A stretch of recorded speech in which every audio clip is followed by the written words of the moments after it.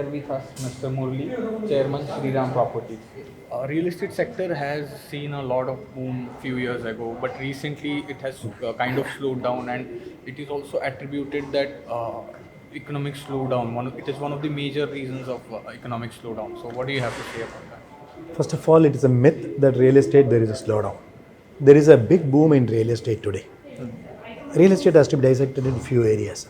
If you take office space which has achieved tremendous growth in the last 4 or 5 years. If you take the supply demand gap, which has come down a lot. In fact, demand is much higher in some of the cities, supply is lower.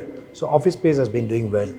If you take housing as a segment, you have to divide the housing segment into few: luxury, mid-market, affordable, economically weaker section. There are 4 different segments.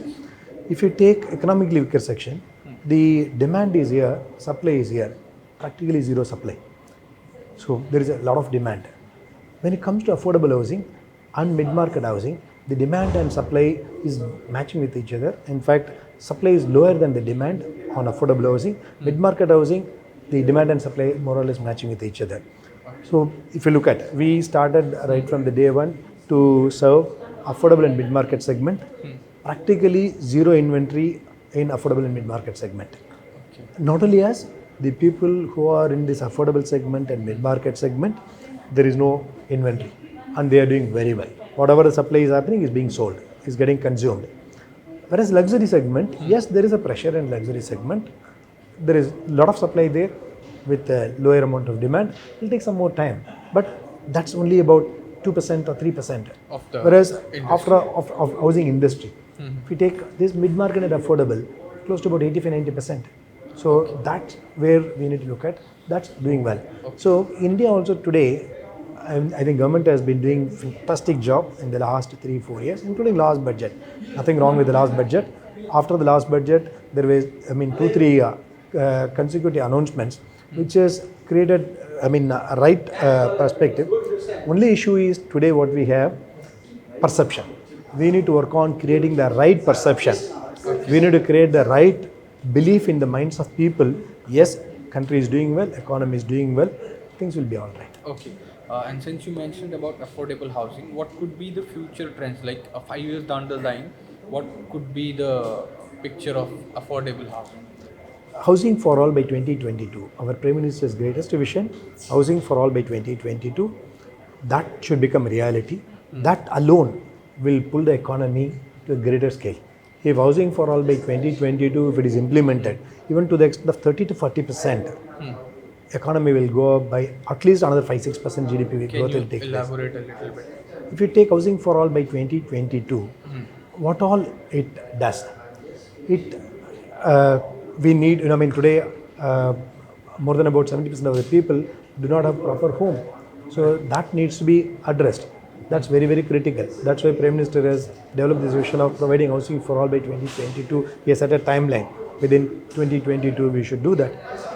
In this process, they set aside for the people who are eligible to get 2.5 lakh rupees of cash, free money, which is given to those people who are looking at, who do not have proper shelter for them. So they are looking at that. So Government of India in the last 4 years. It's kind of a subsidy. It's a free money, subsidy. Okay. In the last 4 years, Government of India has disbursed 1.92 crore lakh of rupees. It's a huge money. Not only that, that has uplifted the lifestyle of the people who are below the poverty line, the people who are the needy people. Not only that, that scheme has been implemented so meticulously.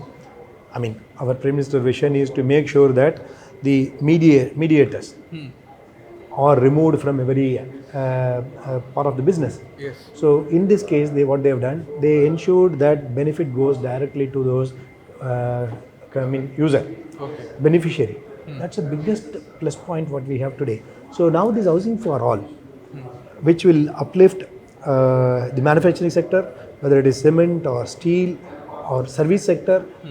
Service sector, manufacturing sector, giving employment to close to about 35 crore people, new employment will be generated.